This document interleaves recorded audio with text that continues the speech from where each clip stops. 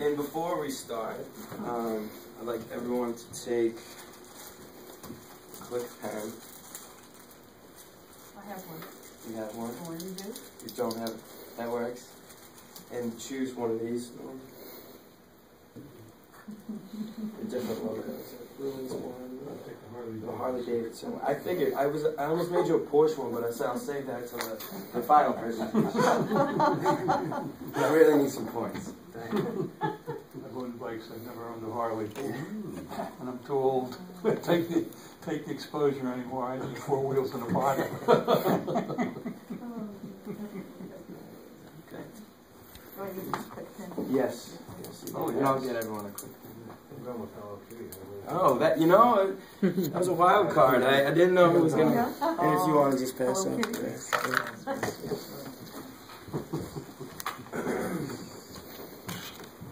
So, first of all, I'd like to thank everybody for coming. Norman, Diana, Mary, Brian, Jesse, Jake, my friend Max, and I'm sorry. And Dodge, yeah. And Dodge. Well, I got Red Bull. My name is Trevor Kiley, and my business is called the Cliqu-it. Now, on the surface, if you look at the Cliqu-it, it's nothing more than a click pen, but what differentiates it is it has a small little LCD screen, kind of like a calculator screen, and every time you click the pen, it in turn counts your clicks. The only other underlying attribute of the pen is, of course, the nickel-sized icon that's on the clip of the pen, and it kind of makes it unique. Like, I was joking with Norman, he likes Porsches, but he might be in line at the store and see a Porsche one and just get it, just to wear it, just to kind of show off your individuality. If you look at big, booming, trendy businesses in the last couple of years, Alex and Annie bracelets or Silly Bands, they've there we go, right? And I'm sure we've all at least seen the Silly Bands. They've capitalized on the trend of everything nowadays is so cookie cutter that when you come out with a product where you can express yourself, people jump on it. People want to show off who they are at the workplace to kind of let their fun side go. So, if everybody could pick up the Cliq pen in front of them, not the imaginary Cliq-it that hasn't been invented yet, but the Cliq pen, we will pretend it is a Cliq-it.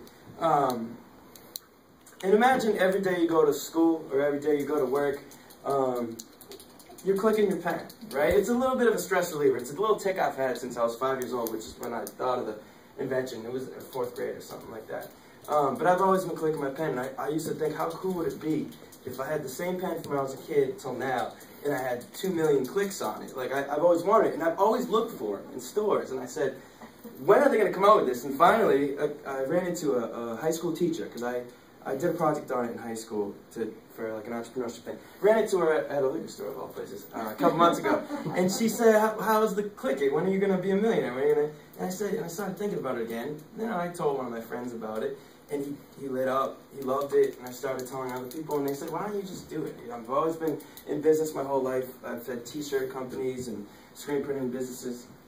Why not have something that's unique, something that can be worldwide? So, anyways.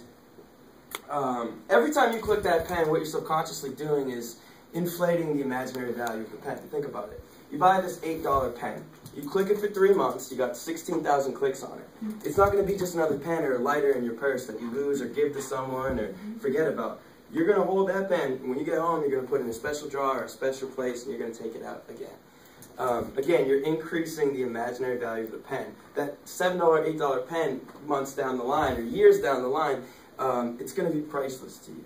If you lose it and someone finds it, you'll be paying a lot more than $8 to them to get the pen back. Now, it is difficult at first to grasp the concept of the pen, but that's okay, because neither you nor I am actually the target demographic for the pen. Now, I'd like you to meet Aaron. He's an imaginary kid, but he's like the cool kid in school. He's the target demographic. An 8 to 12-year-old. Now imagine, again, we're all 9-year-olds in a classroom, and we all have our Cliq-it pens, and they can have your favorite superhero on them, your favorite sports team, your favorite Disney princess, and if we all close our eyes, except for Diana, you're going to be the teacher, and everyone else is a student. So if we all close our eyes and grab our Cliq-it pen, and start clicking them. and Diane is trying to teach a class, what are you immediately going to say? Give me your pen. Yeah, give me your pens. These things are going to get kicked out of school so fast, it's going to cause an uproar. And hopefully that's going to lead to some laudatory publicity. Like the cover of Yahoo. We have teachers versus Cliqu-its. Cliqu-it craze becomes public enemy #1 against teachers. The super trendy pens are causing quite the uproar around classrooms across America. Can the movement be stopped? Because I want, before school starts, for these kids to be collecting them, trading them, competing with them, and wearing them. Now, so that's how we capture demographic #1. And I don't think it'll be that hard once we can pump enough Cliqu-its out there. And we'll get to that more later, channels of distribution, how we're going to actually get them out there. But for now, we're going to stick with the basics, keep it short and sweet and easy, because I know we've all been here for a long time. So now, what happens? What's next? You get kicked out of schools. How come? Why do you think I'm so excited about that? Getting kicked out of schools. I mean, it's good for advertising, but if they're not in the schools, that's like the main place where the kids are going to be playing with them. Come second quarter, hopefully, because we're trying to release them before the school year of, say, next year, 2014. Come December, once they've been kicked out of schools for being too loud, Aaron, who's got a bunch of Cliqu-it pens, catches wind of this new Cliqu-it invention that comes out called the Cliqu-it silencer. And what it is just a little piece that you can screw on top of your Cliqu-it, and instead of your pen sounding like this, it now sounds like this. Can you hear it? So now you can bring it back to school. So Aaron can put up a big fight with the teacher, because I know how much teachers love that. But no, that's how you rebuttal it.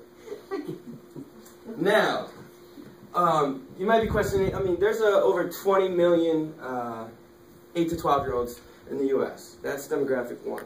Demographic 2 is 13 to 18-year-olds. We'll get to them in a minute. But how do you get the older generations, myself included, now we're in the same class, how do we get us to buy the pens and care about these pens? Well, this is, and I made this on Photoshop. This is in the color scheme, don't mind that. What I really want to show you, this will be the top of the website, okay, Cliqu-it.com. Right below the top of the website head is going to be Clicks for the Cure Foundation. That's going to be vital. Even before we go to market, we're going to try to partner with like Susan G. Komen Foundation or something along the lines of that. That's what we're going to partner with. There will be no alternatives. We're going to partner with Susan G. Komen and pitch them the Clicks for the Cure Foundation. Now, what this is, every, say, 4 months to 6 months on our website, we're going to have a different charitable cause to donate to. For instance, breast cancer. Now, right here is the master click. It's going to be bigger than this. I want it to go up to like 100 billion. Every time you go on our website and you click this button right here, that number goes up. It's the master clicker. Now, another way to get clicks added to that counter, you're at 7-Eleven and you see the breast cancer Cliqu-its, because they're going to be popping out. We're going to have a sign explaining how this works. You take that Cliqu-it, you click it 8,000 times in a month, you send it in to us, we take the 8,000 clicks, we put them right here. Below we have a Twitter feed. We say, thank you, Diana, from Bridgewater, Massachusetts, for donating 8,000 clicks for the cure. We reset your pen to 0. We send it back to you with a big plaque. We send you an email. And hopefully you tell 2 or 3 people. Or if you're running a charity organization, maybe you give out 1 pen with every runner or walker in the charitable organization. So there'll be a click targets of, say, 100 million, which is not that unattainable when you figure the whole country's going to do it. It's probably going to be bigger than that. And once we hit the top, we donate the 100,000 towards said charitable organization. So that's how you get the older generation at least aware of it. I'm not saying they're not going to purchase the pens. I mean, think about Zippo lighters. It's a very comparable business model, and a lot of us have Zippo lighters because they do a similar thing. They express individuality, but you can't wear a Zippo lighter. You know, I see women wearing them on their purse. Kids wear the snapback hats. I see them putting them in their hats. You know, men at the office, like how Vineyard Vines really capitalized on licensing to kind of show off personality and kind of let loose a little. I see you could stick it right in your suit pocket, you know, and you're not just Dr. Grouchy anymore. You're like Dr. Grouchy, who is cool because he likes the Incredible Hulk and he likes the Patriots, and he's all of a sudden not so threatening. Moving on. How are we going to get the 13 to 18-year-old demographic, which is actually the most important demographic because they influence the people below and the people just above them. They're the first to catch on trends. How do we get them to care and buy these pens? Easy. Not easy, it's probably the hardest part, but we infiltrate Hollywood. And I do have a connection. I know an executive who worked for Interscope Records for 8 years. He was there during the inception of Beats headphones. He knows major licensing. He's no more than 2 or 3 degrees of separation against the marketing department of any corporation or any celebrity, if not at least their agency or who manages them. And I'm planning on going out there this summer. I already have a house set up and a job to get these pens in the hands of celebrities. John K. plus 8, Justin Bieber, Kim Kardashian, Kanye West, they show up in the tabloids wearing them. That's how silly bands caught on. They were just a small business. They were sold in one store. Learning Express, that was their only chain store. As soon as Selena Gomez, Justin Bieber started wearing them, it turned into a $400 million business in 18 months. And of course it died down just like any trend, but that's besides the point. The guy got in, made his money, and got right out.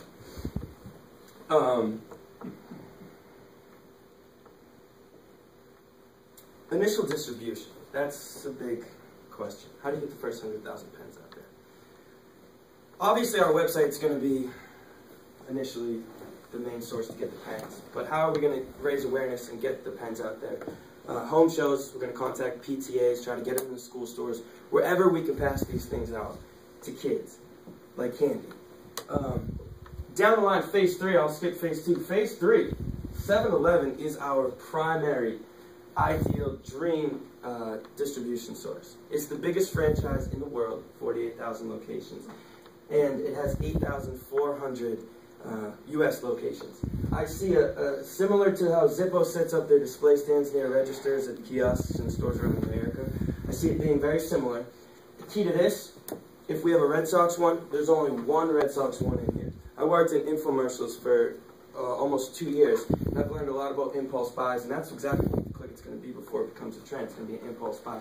And we're going to put one of each Cliqu-it in there, because when you're in line, and you see it rotating, and you have your donuts or coffee, you're getting gas, whatever, and you kind of heard about the Cliqu-it, and you see there's just one of the Red Sox, whatever you like, you're going to be more apt to go ahead and get it, even if there's 100 Red Sox ones in a box in the back, you don't know that. With every purchase of the Cliqu-it, what you receive is it's going to be a nice box because we're going to charge, a premium. It's going to be a $7.77 pen, which I think is like an intriguing, sexy price. I don't know why more companies don't charge weird numbers.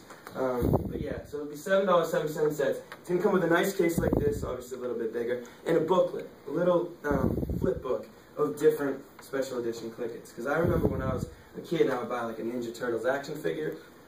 You'd get a booklet, and it would show you all the other action figures. It would encourage you to go out and collect more and buy more. And every time we were at Caldors, I don't know if we remember Caldors, I would try to, get a new...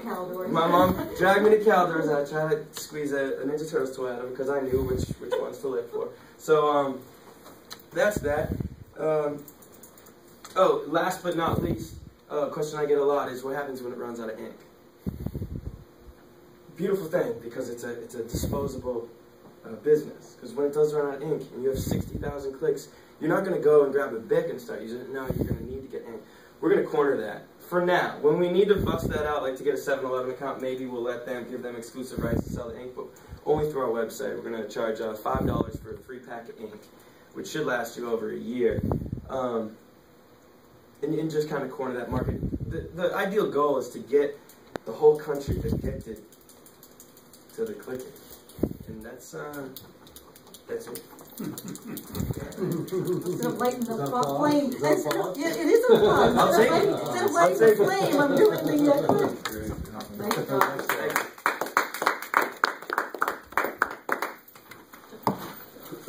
Wow. Well, I guess I'd have to say there's no question what your product and service is. No. Yeah, that's a good point. Get that out there. I would